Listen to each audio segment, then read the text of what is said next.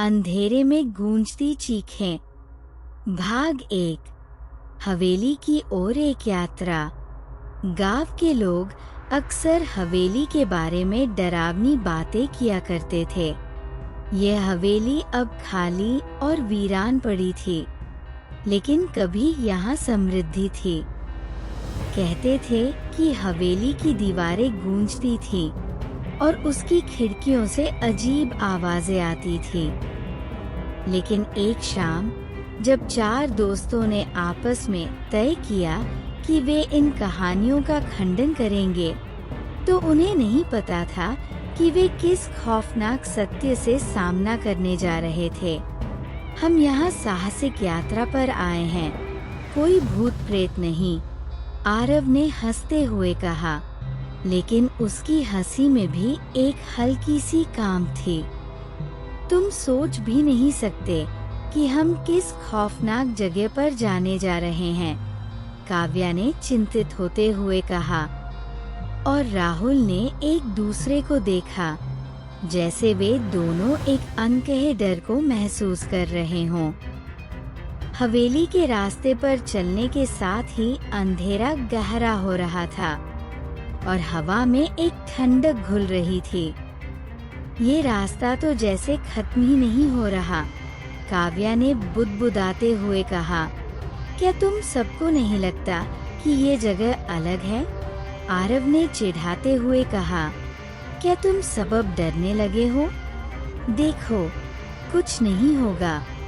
लेकिन हवेली के पास पहुँचे तो सारा माहौल बदल गया। हवेली के खौफनाक खंडहर सामने थे और जैसे जैसे वे और करीब पहुँचे, हवेली से घिरते अंधेरे की एक सर्द परछाई उनके मन में डर और शंका का कारण बन गई। दरवाजे पर घुंघरू की आवाज सुनाई दी, जैसे हवेली खुद उनका स्वागत करने के लिए तैयार हो।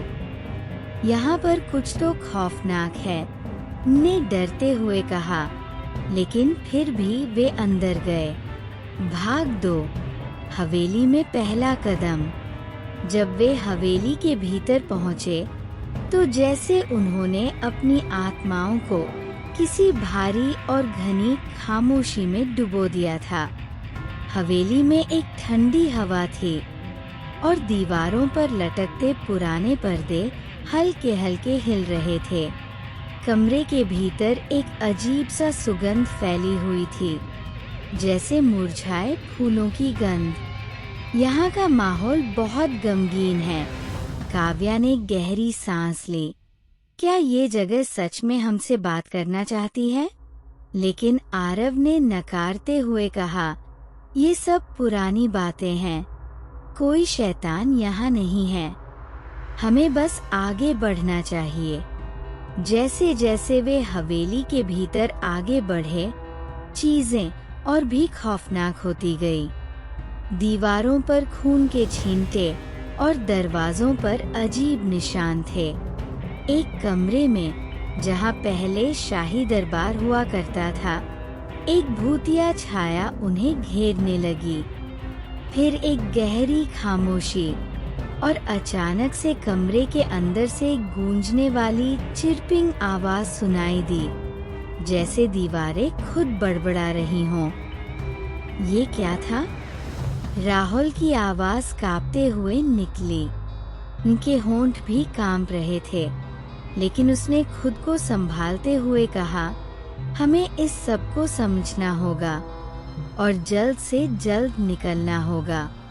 लेकिन बाहर निकलने का कोई रास्ता नहीं था। हवेली के दरवाजे अचानक बंद हो गए थे और अब वे जैसे फंसे हुए थे। हवा की गंध और भी अजीब होती जा रही थी। चारों दोस्त डर से बेहाल हो रहे थे, लेकिन एक दूसरे का साहस बढ़ाने के लिए उन्होंने एक दूसरे का हाथ पकड़ा। भाग 3। हवेली के खौफनाक सच का पर्दाफाश। राहुल ने हवेली के हर कोने को खंगालते हुए पुरानी किताबों की अलमारी से एक किताब निकाली। किताब का आवरण घिसा पिटा था लेकिन उसके भीतर जो लिखा था वह सबको चौंका देने वाला था। हवेली की कहानी एक ऐसे तंत्र मंत्र से जुड़ी थी जिसे कई साल पहले एक पुजारी ने किया था। हवेली का मालिक, जो कभी यहाँ एक राजा था, अमरता पाने के लिए इस तंत्र मंत्र का शिकार हुआ था, लेकिन उसने तंत्र के नियमों का उल्लंघन किया और हवेली पर एक खौफनाक शाप चढ़ गया। शाप ऐसा था कि यह हवेली कभी किसी को भी अपने कब्जे से बाहर नहीं जाने देती थी। ये सच है, राहुल ने किताब को पलटते हुए कहा। हम अब इस हवेली से बाहर नहीं जा सकते जब तक हम बलिदान नहीं देंगे। ने किताब को देखा और एक घबराए हुए स्वर में कहा। राहुल की आंखों में एक अजीब सा संकल्प था। उसने एक गहरी सांस ली। हमें इसे खत्म करना होगा। हमें इसके बारे में कुछ करना होगा, वरना हम यहाँ फंसे रहेंगे। लेकिन बलिदान, काव्या ने कहा, क्या कोई और रास्ता नहीं है? राहुल ने कहा, ये रास्ता हमारे पास आखिरी है। भाग 4, तंत्र मंत्र की शक्ति। राहुल ने किताब में दी गई तंत्र मंत्र की प्रक्रिया को शुरू किया। जैसे ही उसने मंत्र पढ़ना शुरू किया, हवेली की दीवारें डरावनी आवाजों से गूंजने लगी। कमरे में एक अजीब सी हलचल बढ़ी और हवेली के भीतर से खौफनाक चीखें सुनाई देने लगी और काव्या के दिलों की धड़कनें तेज हो गईं। चारों दोस्तों ने एक साथ हिम्मत जुटाकर इस अंधेरे रास्ते पर चलने का निर्णय लिया। तंत्र मंत्र के अंतिम चरण में राहुल को खुद को बलि देने का संकल्प करना था। उसने एक आखिरी बार दोस्तों को देखा और कहा, मैं जानता हूँ कि मुझे क्या करना होगा। हवेली की दीवारों से अब खून बहने लगा और कमरे के अंदर एक तीव्र हलचल पैदा हो गई।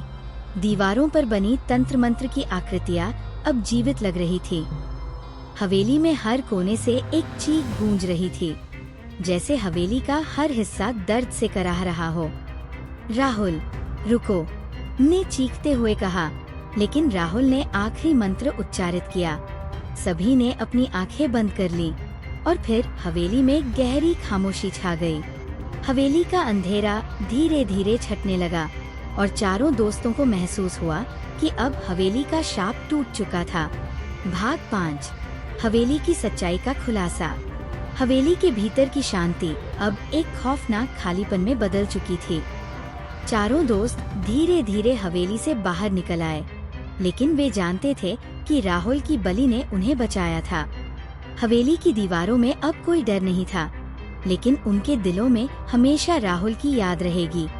जैसे ही वे हवेली से बाहर निकले, सूरज की रोशनी ने सब कुछ एक नए रूप में दिखाया, लेकिन उस उजाले में भी चारों दोस्तों के चेहरों पर दुख और रहस्य का आभास था। वे जान चुके थे कि हवेली के भीतर जो कुछ भी हुआ वो सिर्फ एक कहानी नहीं, बल्कि एक शापित सच था। समाप्त।